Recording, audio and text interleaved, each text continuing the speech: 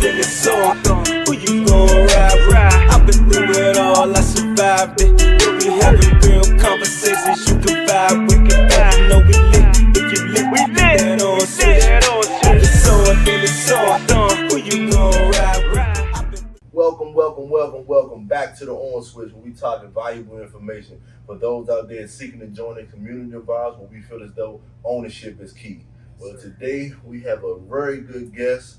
My man, Chad, Craig, and company, with my partner, Brian Matthews. How you doing today, partner? Hey, I'm doing great. How about yourself? Yeah, how y'all day been going? What's going on? Talk to me. You know, just coming home from work, man, you know, doing this thing, man, so people can get valuable information from the people that we interview, you know what I mean? Right It's on. a beautiful thing, you know, that we do. But it ain't about necessarily me. I want to talk about Chad Craig. Well, first and foremost, thank y'all so much for joining or welcoming me to my On Switch, because y'all said it's about me today, right? Yes, So it's my yes, On sir. Switch, Absolutely. and it's an honor and a pleasure to be a part of this platform. And for the most part today, we just serving the community, empowering home ownership and ownership, as you say, to the community. Yeah. So, Chad, you've been diving into real estate for a few years now. But hold on.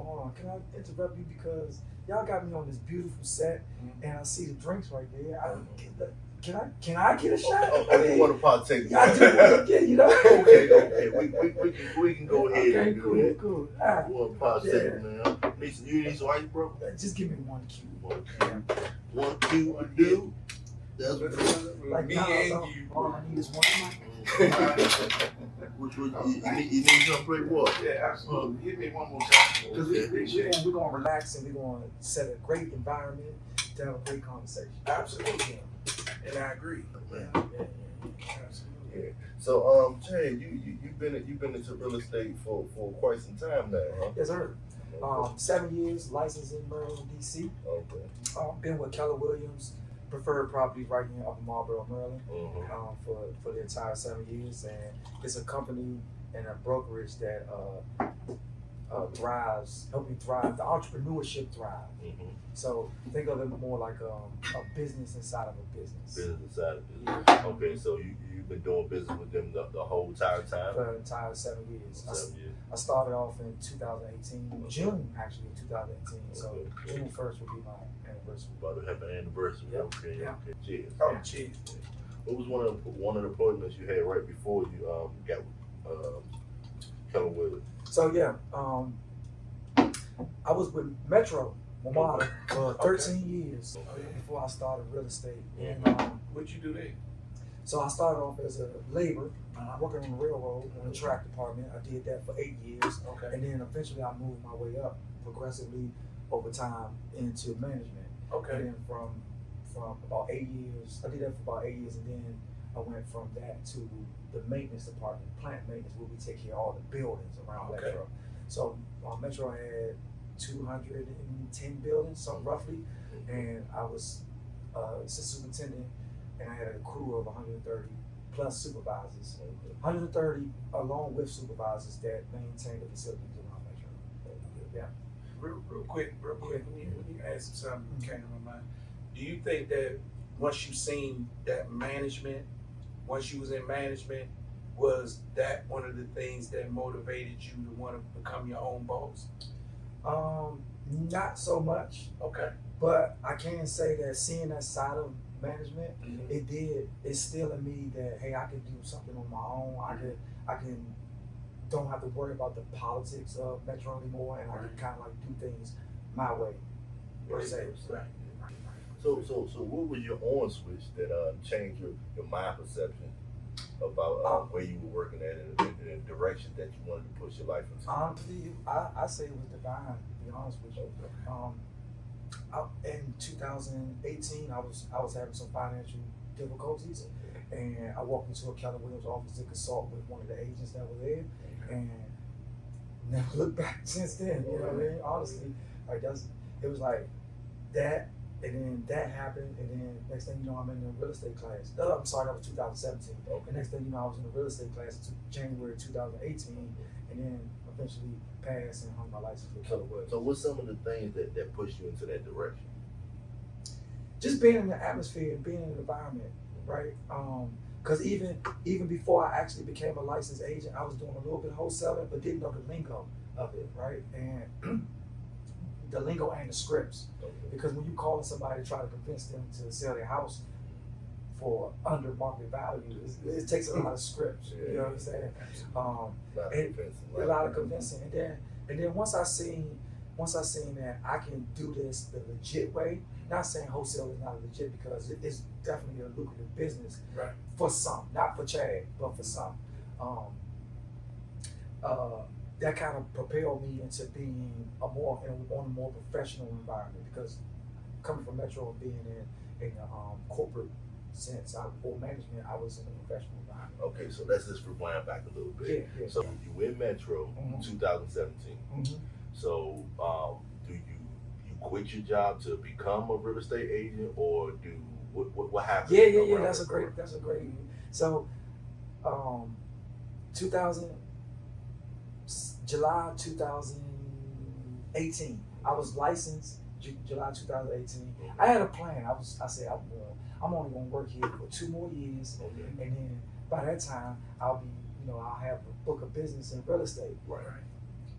No, God had a different plan for me. Right. I had got put on administrative leave in July, and then during my administrative leave, I had went to church, and it was a sermon that day, and the name of the sermon.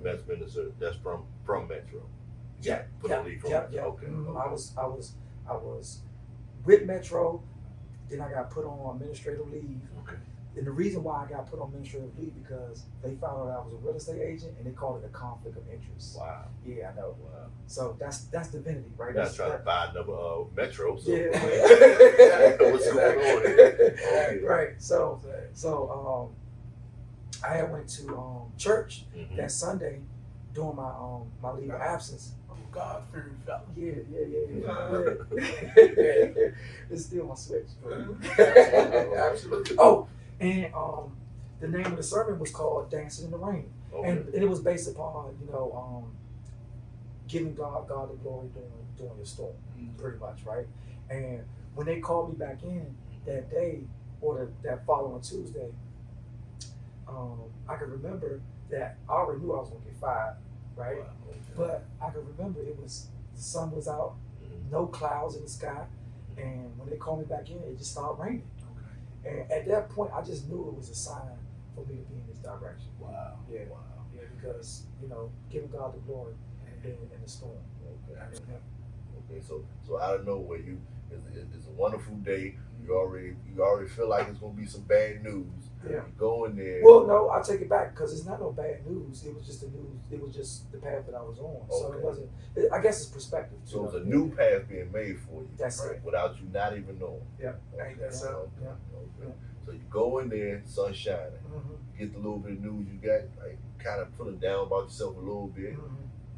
I'll come out and it's pouring down rain. Yeah. And now I'm dancing. And then you say the sermon that you just came from that previous Sunday was dancing in the rain. Dancing in the rain. Ain't that so? Wow. Yeah. Ain't no other way to put it but to say that's divine. That's huh? divine. Yeah. When people, believers, when they talk about, when they tell God or ask God to order my steps for the day, Mm-hmm. he followed the steps. Yeah. You know what I mean? He didn't know, he was just following the steps, and then that happened. Yeah. You know Just what I being mean? obedient. So can you explain to me how the buying process goes? The home buying process. So, pretty much you want to get pre-approved. I always say this is the first step, really, for most people. Yeah. You want to understand your budget. You want to understand your money. You want to understand how much you will need to close on the house, what they call cash to close, and how much your monthly investment will be, right? And then you should talk to a real estate agent. And if you do it in reverse, it's nothing wrong with it, because a real estate agent can get you with a reputable lender. I also would recommend, excuse me, if you use a local lender versus one of the bigger banks. And the reason why I suggest that is because some of the listing agents, the listing agents is somebody that works for the seller. Right. Some of the listing agents, they kind of shy away from some of the bigger banks like BOA or Wales or the bigger banks. Yeah. Only because when they say banker's hours, that's what they work, banker's hours. Where a local lender, they might work, till 9, 10 o'clock at night for you might be able to And answer they your can questions. bend a Yeah. little bit. And it's more personable too. Right. It's more personal. So In some cases, not all, but in some. I'm just starting out. Yeah. I got my mind together. I said, you know what, this is my year to own a house. Yeah. Okay, so what are some of the documents and some of the paperwork that will be involved in the house buying process? So let's talk about the first thing is your credit score, because you definitely want to. Now there are some programs that will help you with a 580 credit score, but you want to have your credit score high as you can possibly get it. But the minimum that you probably would try to shoot for is like a 640, right? That's a decent credit score to get you an FHA loan, and then around about a 680 will get you a conventional loan, right? So is that for so you can negotiate or not negotiate for what type of interest rate you'll get on the loan? Yes, Does credit score go into that? Yes and no. Credit score definitely does play a factor of what kind of interest rate you'll get, but they also, the stronger your credit score, it shows that you are stronger in paying back. Right. There we go. If you have a 700 plus credit score, you will want to look at to say, I paid back what I owe. Right. Versus someone that might have, on a lower status. Right. The second thing is you definitely want to have your tax returns in order. Right. Your W-2s, 2 to 3 years of your W-2s, your bank statements, 2 or 3 months of your bank statements, and of course your pay stubs. And one thing lenders and underwriters look at is that you don't have any negatives in your bank account for during that duration. I would say for at least 12 months that you don't have any negative or withdrawals in overdraft. Yeah, thank you for that. So, with the real estate agent that you're dealing with, is it a particular lender that you would prefer, or do you reach out to certain lenders for different situations? Yes. So more so people, not situations. I don't think that everybody's a good fit for everyone. Okay. So after having a consultation with someone on the home buying process, I kind of get a feel for where they are in the process. Okay.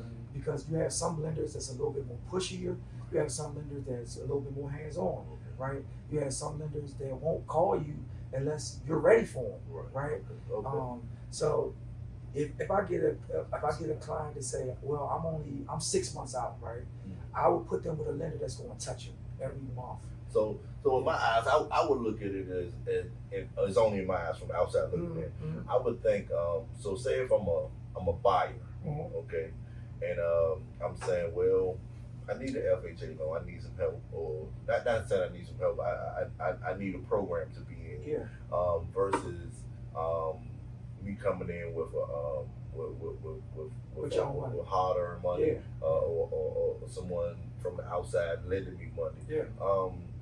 In my perspective, I don't know. That's why I'm asking you. I'm thinking that a different lender would be different for different situations. Well, yeah. You said it wasn't. Yeah. Well, again,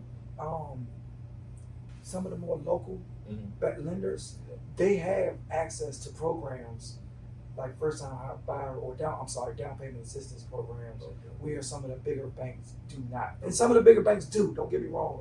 But some of the local lenders they have. What we have here in Maryland is MMP, which is Maryland Mortgage Program, Chinoa, which that's 100% financing, and then of course DC, you got HPAP, and then DC opens doors. So it's plenty of programs. It's just what lender has access to them. So and another thing, it doesn't have to be FHA or conventional to get some of these programs. You could use either one. It all depends on what your path is. Okay. Yeah. So I don't know, man. It's like lawyers, and then it's realtors. Yeah, When yeah. y'all talk, man. Y'all can talk, or y'all can talk about it. Do y'all take some acting classes? We man? do. Yeah, we do practice script and role play. Okay, yeah, you have to, because the way y'all bring it on, man. Yeah. Man, y'all be right on point with y'all talking about. Yeah, too, that's man. well, and that comes with experience too. Uh-huh. But yeah, we do practice script and role play because we gotta understand we're selling a service that we're not selling, Right. right? And the service that we're providing to you as a customer, you're buying an asset. Right. And once you buy the asset, we have nothing to do with it. Right. I'm just being honest with you, right? Right. So we have to be knowledgeable. I got mine. I'm out. Well, no, no, because we still maintain the relationship. Right. Okay. Yeah, you know, I think that's the key to it. And I that's can see that because one of my first relatives, me and him still friends. to this day. So I definitely understand. we maintain the relationship. Good realtors do, Yeah. right? We maintain the relationship. We get invited to your baby showers and your weddings and your cookouts and your Absolutely. See, I told you, just like the lawyers do too. yeah, the lawyers do too. Yeah, we got lawyers though. So let me ask this question, man, because I know all of y'all get in there and y'all can talk, and then y'all talking to one relative a certain type of way, and then there's multiple of y'all. How you handle a bidding war? A bidding war. Yeah. Yeah, so a bidding war, again, relationships. I'm just gonna go back to relationships. Okay. So Okay. I do attend a lot of realtor networking events. That's to get familiar and build a relationship with other realtors. I do go to a lot of classes where other realtors will be at. Do I know all the realtors? No, it's over 4,000 realtors registered with Prince George's County Definitely Realtors understand. Association, right? Yep. I don't know all the realtors, but I will say one thing it does take for a buyer or a seller is 3 key points. Okay. You have to be ready, willing, and able. Wow. Right? Hold up. Y'all hear that? Yeah. We're gonna do this one more time. Yeah. Ready, willing, and And able. I like Right. where you put that. And keep in mind, I didn't say or. I said ready, willing, and able. That means you have to be all three. All three. If you're not all three, you're not a motivated buyer. I'm just gonna put it that way, Okay. or a seller for that matter. So can I break that down real quick? Absolutely. Go ahead. Absolutely. Cool. So first of all, when I say you got to be ready, Mhm. that means that you have all the documents in order. Yep. You got pre-approved, and now you know how much money you need, right? Able is that you're able to perform when you get going to contract, Okay. right? Okay. And then are you willing to compete against the other buyers in the market, right? Because there are competition. There is competition out there, and you're not just crafting a offer to impress the seller. You're crafting an offer to impress the seller and beat out the other competition. Right. So I know this probably happened a lot in Yeah. your field. So say if you find a home that's ideal for me, and some people don't realize that that's their home for them, but they gave you the criteria. Yeah. I want a fireplace in the basement. Yeah. I want a deck. Yeah. I want this. I want that. And you found one that's ideal for them, and they Exactly don't. what they say. And they don't realize it in the moment. What are some of the keys that you do to make them differentiate how they to think? help them realize that might be the house for them. Mhm. We talk about one of our first conversations that we had, and in the consultation, I asked them what kind of house. They give me all those criteria, all those things, right? Well, I've done them, And- so I know. and They then end up getting the one that ain't had nothing on my list. and guess what? That happens too, though. That Yeah. happens too. Yeah. But what I will say is, I'm not one of your agents that's gonna push you into buying a house, Mhm. right? If you tell me this is what you want, and then you go and I show you what you want, and then you say I want to go in a different direction, because I've had people say that I don't want a townhouse, I want a single family house, right? And by the end of the process, they bought a townhouse. You know what I heard? Know what I hear when you say that? Yeah. I want to cut my own grass. Oh yeah. That's all I hear. Yeah. Mhm. But people change their mind in the process, or they have an enlightenment on their own to say that I might need something different. Right. So we do have that conversation during the process. Like we revisit the first conversation, and during my process, I also have the buyer fill out a intake form, Mhm. and during the intake form, they clearly state what kind of house they want. So Right. so they renege on that. I say, this is what you wrote. Not me. I didn't write this. Because even in that process, you gotta hold people accountable. Right. Yeah. Yeah. Well, You know what I mean? Go back to first base. Yeah, exactly. Yeah, You know and what I mean? it may be something else deeper than what I know at the same time, you know, because it is a scary process, and buying home and home ownership or ownership period can be scary to a lot of people, and just the unknowns will pop So up. that's a lot. I'm glad you touched on that. That's a lot of details that we even here for today. The on switch is really touching on the daily talks that everyone needs to be talking about, and we don't. So one don't push the other, so nobody go anywhere. Yeah. I've been afraid of a lot of things. I jump out there anyway and try it on faith, and just after you be in fear of something and run towards the fear, you might just get some success on the other end. You know what I mean? So at the same time, like I've been plenty of times scared to do this, do that, thinking somebody thinking about me, thinking somebody talking about me. It ain't the case at all. Right. Right here on the on switch, we're talking to my man Chad about taking leap of faith and just going out there and doing your thing. Yeah. I've heard, this is not my quote, your life starts on the other side of fear, or your life starts on the other side of comfort, or on the other side of discomfort. Right. And you're right, sometimes you have to take the leap of faith, but you have to do it when you're ready to do it, whether it's owning a home, owning a business, being a parent, you know, taking on a new job. It doesn't matter. You have to do it at your right time, and then trust when you take that next step that it will work out for you. Right, You have to trust that. Right. Yeah. And then do your research. Of You know course, what I mean? yeah, A lot yeah. of people see a lot of key points. Like I know for myself, the things that I have feared to jump into whatnot was because I lacked to do the research to jump into that arena or that pool or whatever the case. Right. So, you know, after time went on, and then like that, I wish I had. Yeah. And let's stay away from that. I wish I had. Yeah. I wish I would have. I wish I would have. Shoulda, coulda, woulda. It's both. You know what I'm saying? It's both. Because I take it back. I was a little reckless coming up, man. I had a nice little female, man. I really liked her so bad, man. And she was older than me, so she was in the 12th grade. I was in the 10th. And she, you know, like, oh yeah, we're going to the Kings and Mayor for the senior trip. Sure. Man, I brought a car from Capitol Heights auction. Ain't have a license to the third, man. But I drove out there, man, trying to be a big wig and did it for her.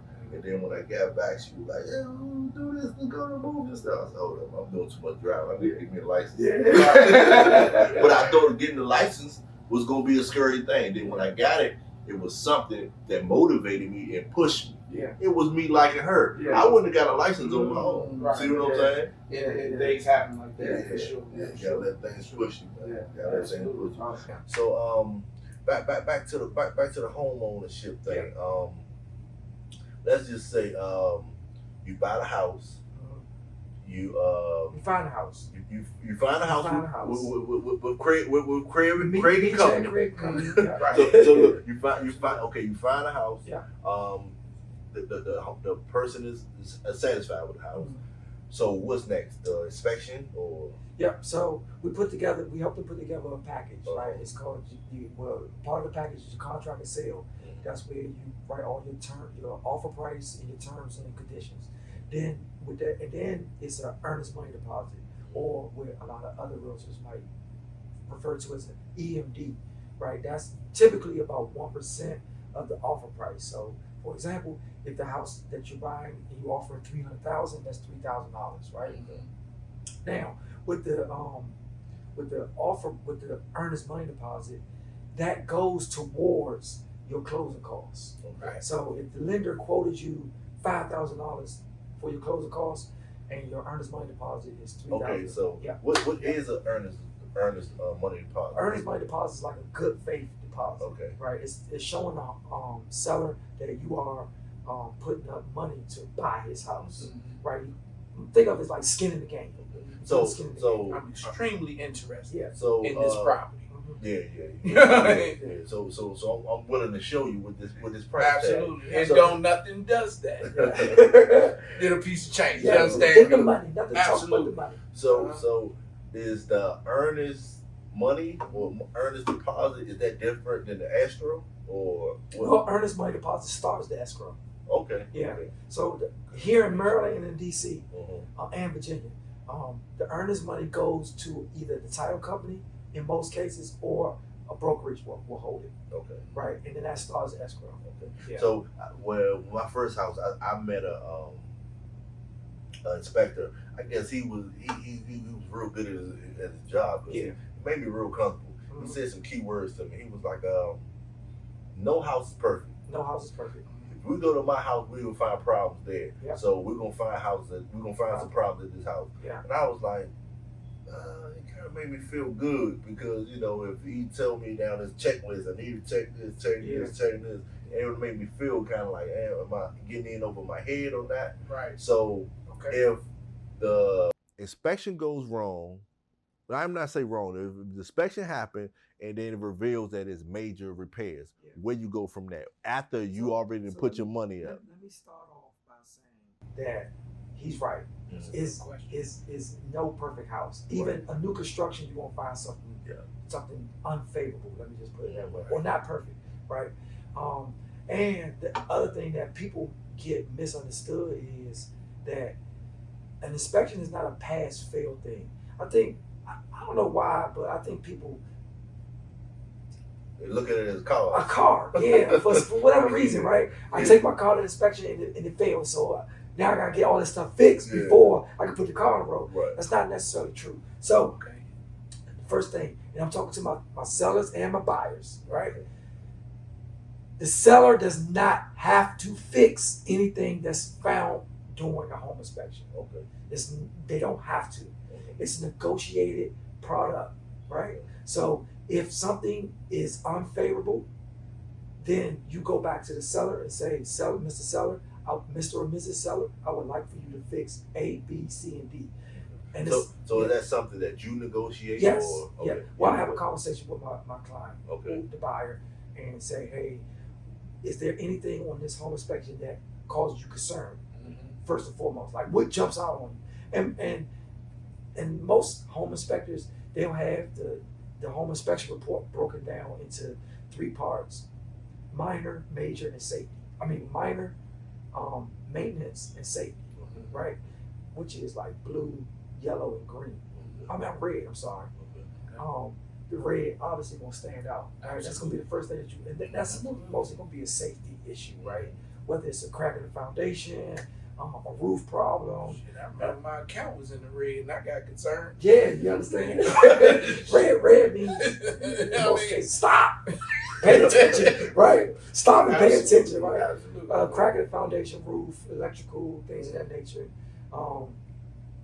And the yellow maintenance just probably mean, cosmetic stuff. Right. I've seen where yellow could be like a buckle in the carpet, the baseboards is probably damaged a little bit. The door might not have a stopper, or even like a toilet might be malfunctioning. Right. Which sometimes could be a simple fix. Yeah. I think that when it comes to negotiating repairs, it's really up to the individual, because I've had people say, "Oh, I can deal with that," and I've had people say, "I'm not dealing with that." It'd be the same thing. Right. It'd be the same problem. Right. And, it's just everything's perspective. So if I'm say, you know what, I'm gonna get myself out here. I'm gonna jump out there. I'm gonna use my own switch. I'm gonna be like Chad and company. Yeah. If I was to jump, say I'm quitting my job, everything. Yeah. I go into real estate. Uh-huh. What way am I thinking about how I'm feeding my family? How do you all get your commission? So commission is negotiable. So, and the commission or the service and fees is Because what. my girl told me about that trip she want to go on now. I need this money Yeah. fast. I just quit my job. Yeah. Right. Now Yeah. I'm with Chad Company. Yeah. I'm gonna get my Yeah. commission. So Right. I'm gonna give you an example, right? Okay. You hire me as your buyer's agent, right? You're looking for a house. It's called an investment property, right? Now I clearly state what I charge. Now that at that point it's negotiable between me and you, right? Let's just say I charge 3 bananas, right? And you say, well, I can't really afford 3 bananas. Glad you said bananas because I can't give you no damn eggs. They Ain't that Can't something? get no eggs. $5 Yeah, egg. $5 an egg. And bananas getting up there too for real because they're coming in from, the southern part of the world. So Right. Absolutely. anyway, Getting bad, man. it's getting interesting. Uh-huh. Yeah, it's getting interesting. So yeah, once you and I negotiate the terms, then I put that in the contract. Then we send that off to the seller, and then because everybody has to agree to everything, right? The seller and the buyer has to agree, and or everything has to be transparent. Let me put it that way. It doesn't necessarily have to agree. Everything has to be transparent. But my first job is to get my service and fees paid by the seller. If the seller is not willing to pay the entire service fees, then the rest is on the buyer. Does that make sense? Yeah. Okay. So I had I got a broker that I deal with. He's not here. He's in LA. And I got a lot of my people I deal with. A lot of people deal with him too, relatives and all that. I put him in, plug him in. He's a good guy. He what was really attractive to me was dealing with him. He said, "I ain't gonna charge you no closing costs." I said, "What? How you gonna? I'm gonna buy a house. You're not gonna charge me no closing costs?" He said, "You ain't got no money. The people who selling the house ain't got no money. So that's why they're selling it. The bank got the money. I'm gonna get a closing cost from the bank." And he became my best friend ever since. Yeah. Right. And lenders have ways of doing things, right? Different Yeah. things than structural banks can. Yeah. But the closing cost is tied into some of the down payment assistance that we have, Okay. right? So MMP, they will in some cases they'll give you up to $25,000, right? Which can cover a lot of the closing costs. A lot of for both ends. Right. Well, the closing cost is on the buyer, right? The seller, they don't have to pay as much as far as closing But costs. say if they trying to get out on a short sale, Well, that's different. so that wouldn't cover them on a short sale. A short sale is a whole different process, Okay. and when I have a seller that's in a short sale situation, which is not that many now these days because there's been so much equity being brought into these houses since 2020. The short sale, I bring in a third party, which is a short sale negotiator, and they talk to the banks because they're good at it. Right. That's what they do. Right. And when it's a short sale, you're not going to profit the seller. You're not going to profit any money off a short sale. Right. And a short sale negotiator can negotiate a move-in fee. It explains itself. Short sale. Yeah, short sale. Yeah, selling it short of what you owe, right? Now, a short sale negotiator can and possibly will negotiate a moving ing fee for you, where the bank will give you $1,500 to $3,000 to move. Okay. And that way they can eventually sell the property. So you've been in the real estate and understanding the game. You've been a homeowner of your own. How important to you is ownership? I'm gonna put it this way. It's the fastest way to leverage. Okay. When you own something, you don't have to ask for too much permission. Yeah. If it's my basketball, I'm going outside and shoot. Right. And then what we used to do when we was little kids? Yeah. My mom said I got to take my ball back home with me. It's my ball. I'm taking my ball home. You're absolutely Right. right. Absolutely right. And now, to get into a deeper below the surface, let's just say that you owned your house for 5 years, right? Now, You can build some equity in it. Okay. You could take some of that equity and go buy another property. You could take some of that equity and pay off some student loans. You could take some of that equity and send your kids to college. You could take some of that equity out of your house. Now, don't get me wrong, we make it simple, and it sounds so simple because you take some equity out your house, your payments are going to go up. So make sure you can afford taking the equity out. Okay. But if I take some equity out of my house and I leverage my house to go buy another property, now I can Pay start back with the other property, Yeah. right? Yeah. And you could Google this, you could watch it on YouTube, you could talk to a lender, you could talk to another realtor like myself. You could use the stair-step method, right? Where you buy a property, you take equity out, you go buy another property. You hold that for a little while, you take equity out, and you go buy another property. 5 or 10 years from now, you start selling that property, all the properties, or no, let's just start with that. You start selling that property, you got $1 million Right. plus, right? You got a little lump sum. Yeah, Little you know. So now you gotta have no plan. But you gotta have a plan for that money before you touch it now. Yeah. That's where you talk to tax professionals. And You gotta if have you a plan for that don't money. have a tax professional, I can put you in touch with one. Mhm. Because I don't just talk it. We don't just live it. We get you connected. Okay. So Yeah. So Craig Company said he's definitely can get you provided with tax people, Yeah. different brokers, different Absolutely. different lenders. So how can they get in contact with you? Well, you can meet me on Chad Craig and Company on Instagram, Chad Craig on Facebook, Chad Craig on Google, YouTube. The name is in the pudding. Yeah. Another thing that I do want to talk about, if I can, is how you become a realtor. Because you didn't ask me that, right? Okay. How can I become a realtor? Because some people might have the ambition to become a realtor. Now, you could take an online course, which is the CE shop. That's one shop that I promote. I don't have any affiliate with it. Okay.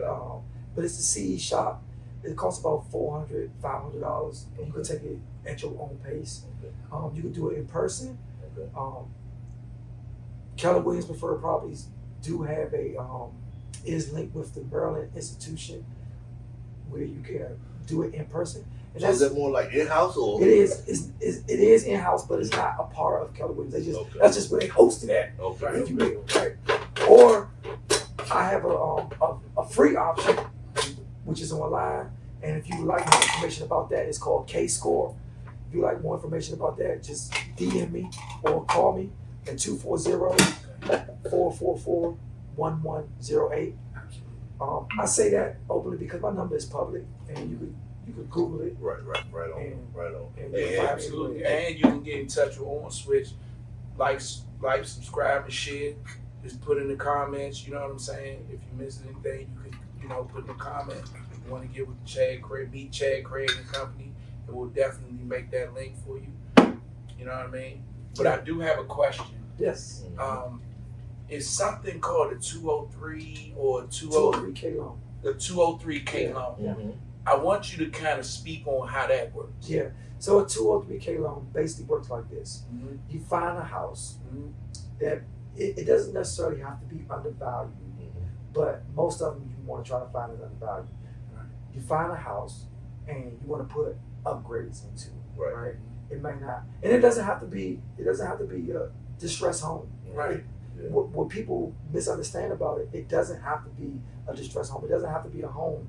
It just might not have the finishes that you want. Right. Right. Right. You understand? Mhm. So let's just say you find a $500,000 house, but your loan is for $600,000, Right. right?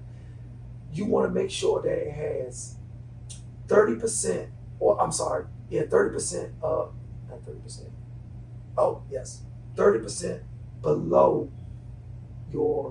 what you're financed for, Okay. right? So let's call it 570. So is that market rate or just? Not necessarily Okay. what you approve for. It's got to be 30% less than what you approve for. I don't care how much money they give me. I'm always gonna try to go under that. Yeah. Right. Absolutely. So now That is true. you got about $70,000 to play with. Mhm. You can use that $70,000 to make improvements to the house. But it got to appraise. Yeah. It has to appraise. It has to So appraise. that's the kick of it. Hold on. Yeah. Let's start over. You Right. have to appraise for a number, and you still got to go 30% below it The improvements have to appraise to the appraisal point. to what they right. Yeah, So you have to be under it for the appraise for that. that's what makes it tricky. Yeah, because you that's- can't. They ain't giving you too much leverage. Well, everything has to appraise. Right. They not giving you too Yeah, much leverage. That's what the key is. Yeah. So you, the best way to find a house that way is either off market, which I do a really good job at. Okay. You hear that, people? Off He does a good job at finding off-market properties. off market house. Absolutely. A house that's in foreclosure, which I kind of want to stay away from because you never know what the homeowner did. Right. Right. Sabotage. And then you can find a house that's been on the market for a little while. And just having so what's the name of that again, bro? FHA 203 K. K. Yeah. 203 And K. it's 203B too. as well. So is it 203 KB or 203? So they're two B. different They're things. two in the same product. Okay. Two in the same. Two in the same. Yeah. So 203 K and it's a 203 B. Yeah. Okay. So what's the difference in them? Yeah. Just the way the loan is structured. Okay. Sometimes one of them need 30%, the other one need 15%. That's it. Now, if y'all jump out there and go with any other realtor besides Chad Craig, Yeah. we still giving you good information for you to take to your realtor. But we still suggest that you deal with my man right here. Yeah. Real talk. If you don't smell gas, you ain't fucking with it. Yes, sir. Back in We the can day, toast to that. You know what I'm saying? We can toast to that. We lit, we live. Good vibes, good vibes. Like, comment, subscribe. Like, comment, subscribe. We lit, we live. Good vibes, good vibes. Like, comment, subscribe. Like, comment, subscribe. We lit, we live. Good vibes, good vibes. Like, comment, subscribe. Like, comment, subscribe. We lit, we live. Good vibes, good vibes. Like, comment, subscribe. Like, comment, subscribe.